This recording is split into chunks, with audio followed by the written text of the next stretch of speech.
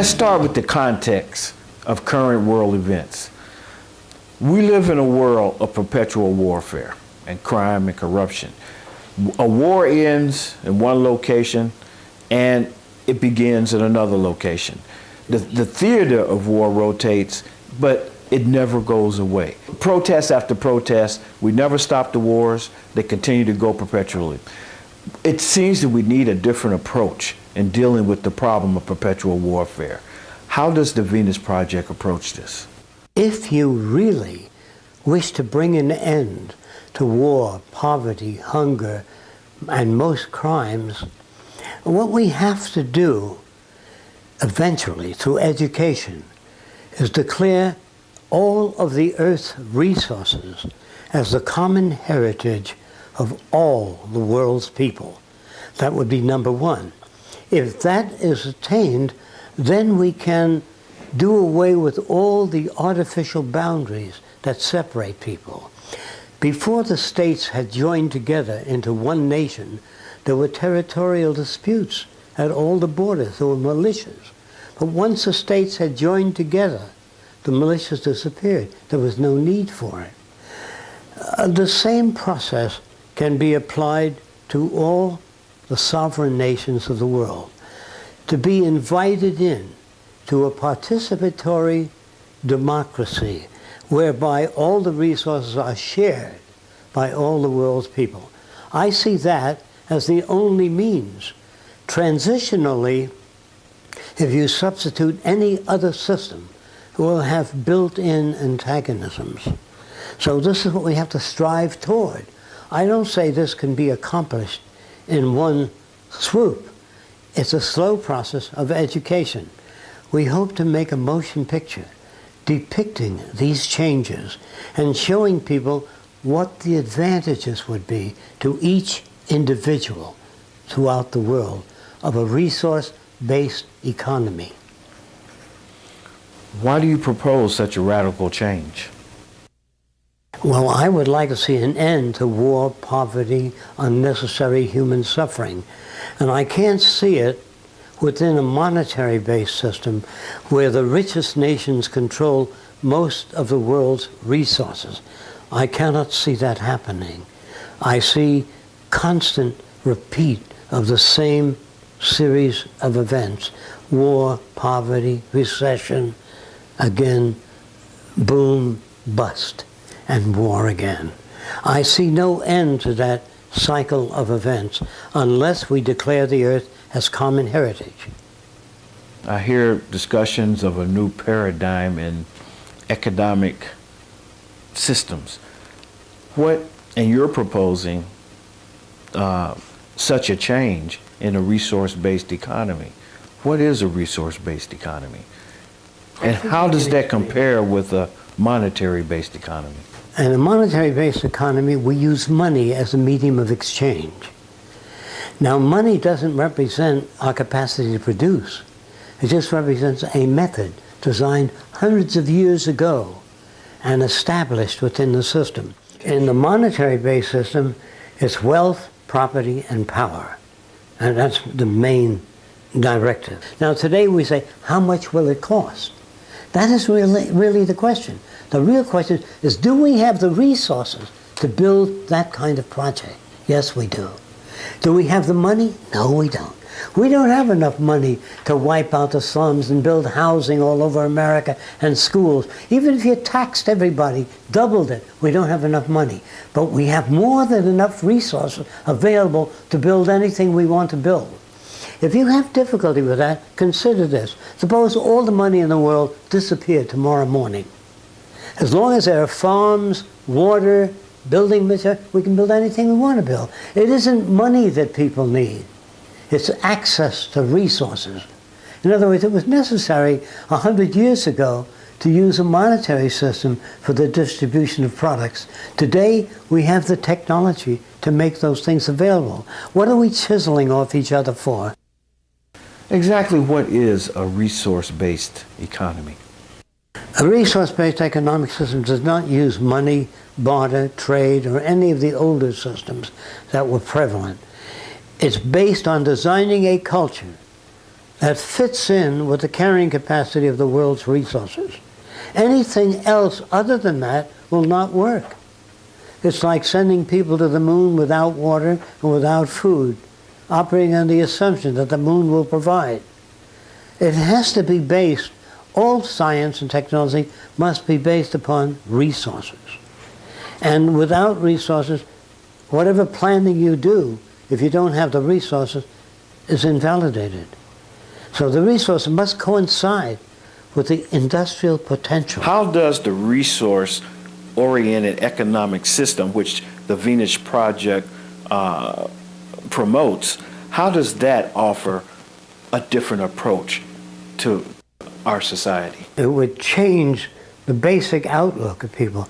There would be no such thing as unemployment, no such thing as war, no police, no prisons, no banks, no money, but people would have access to new housing, education, health care, and all of the things we don't have access today without putting out a great deal of money. So when you say no money, no banks, you mean that there will be no debt, no credit, no barter, No, right. no form of monetary exchange? By any individual or group. And no inventions would be owned by corporations. They'd be in the public domain. So you can't make money on new cancer treatment. You can't make money on anything that should be in the public domain. And we think everything should be in the public domain. So I see how that relates to the effectiveness in reducing the emissions that are destroying the ozone layer. There's no profit motive, so there's no reason to continue that behavior. I can see how it would reduce the destruction of our rainforests because there's no profit motive. There's no reason to destroy the rainforest. We have no restraints from finding alternatives that don't damage the ecosystem.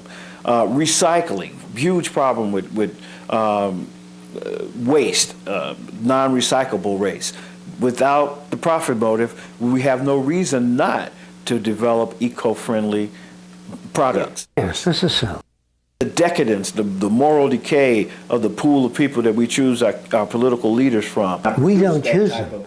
Mostly the establishment does the choosing.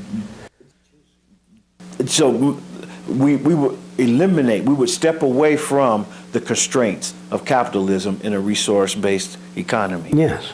Nothing less will do. There's no compromise middle way. Until you have common heritage, you're going to have all the same kind of problems, more or less. So modified or enlightened capitalism will reduce the problems only minimally. So in a resource-based economic system, you're saying that territorial strife would be diminished. Gone. There's no basis for it. And to protect your property, you have military and police. Since you don't own anything in the future, you live in your ideal house, you drive very well-designed cars, and when you get out of that car, it goes to service automatically, it's maintained. You don't want to own anything. What you really want is access to things when you want it without waiting in line. And that's what I'm talking about. I'm talking about making things available to people. You don't want to own your golf clubs. You want them there when you want them. When you go to the golf course, you want to be able to select whatever clubs you like, whatever you like to work with. That's what you really want.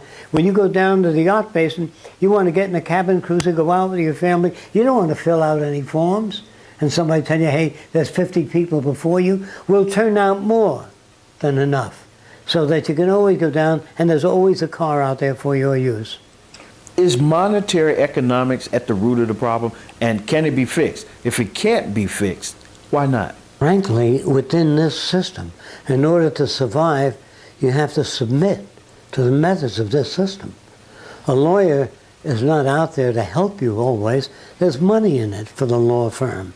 In other words, the motivation is not what you would call based on human concern. It's based on the bottom line. The motivation in most industries, the bottom line is profit, not the betterment of humanity. And they would feel, well, that is a byproduct of this system. I don't believe that. It's that the rules of the game were invented so many years ago, they no longer fit the economic circumstances of the times.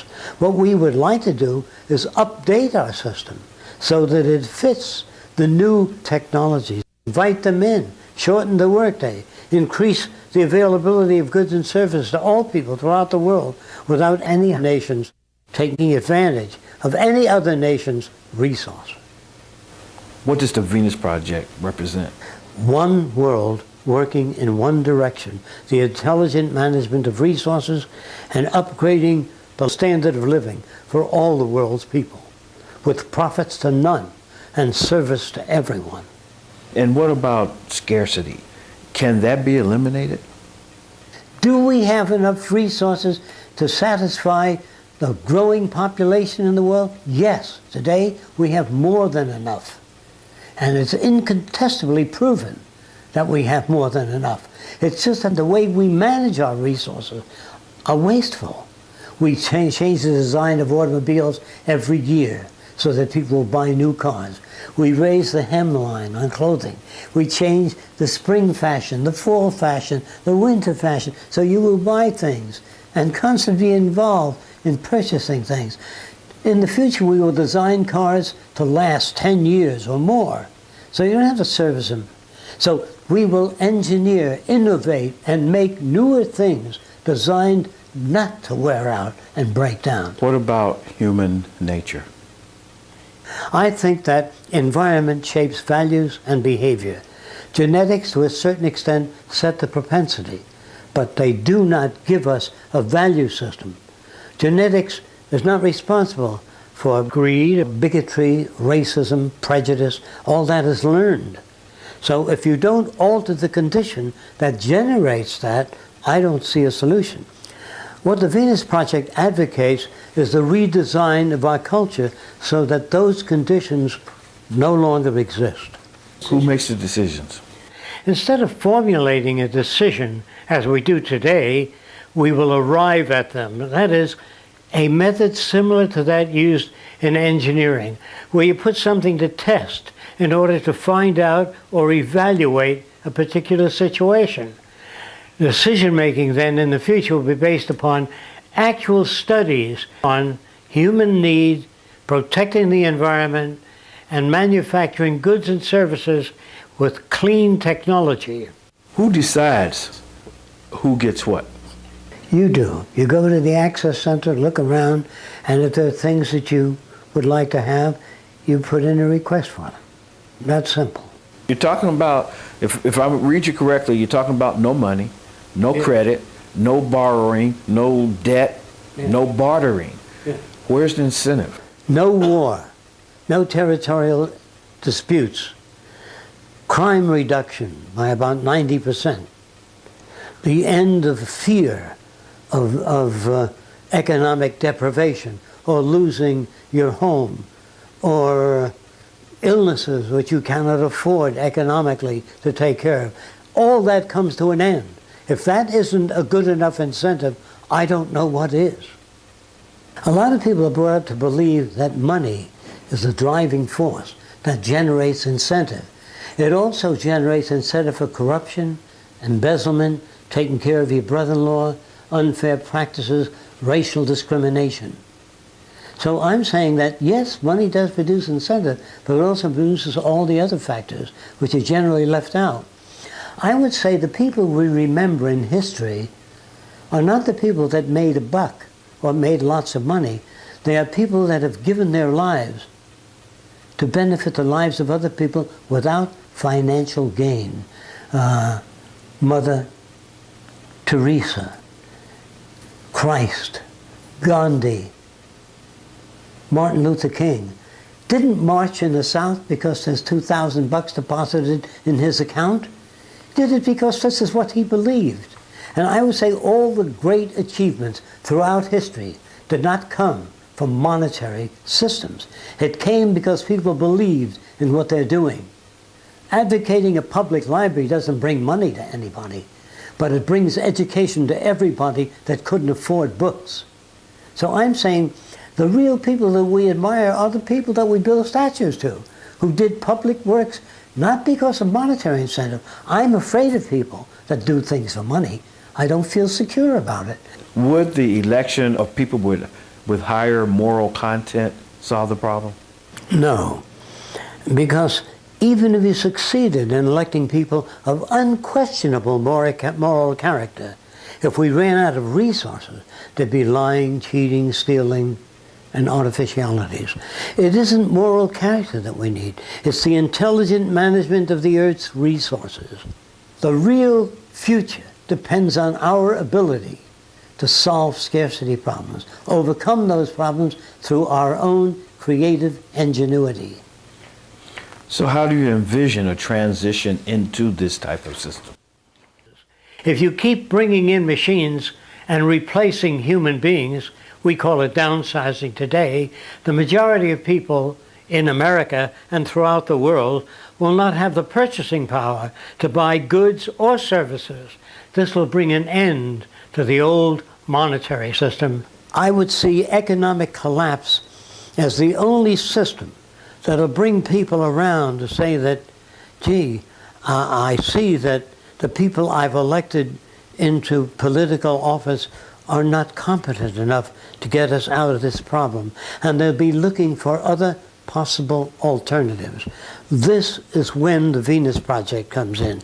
The more people know about it, the more likely that it may be installed. The Venus Project does not say this is what the future will be.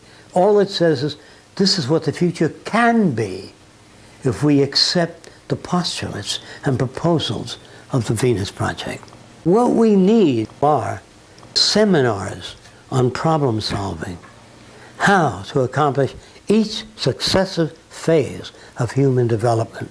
And that is what the Venus Project has to offer. The methodology of how to achieve a higher standard of living for all the world's people without the creation of uniformity or standardization or subservience to an elite form that manages government. We have no elitism. We have no government. We have no police, no prisons, no armies. There's no need for it in a resource-based economy. What problems stand in the way of us implementing this type of transition? Traditions, habits, indoctrination, propaganda. We are all propagandized to accept our system as the best system. We are all given stories about the culture, our cultural history, and which has left out the detrimental aspects. All societies tend to support the dominant values of that society.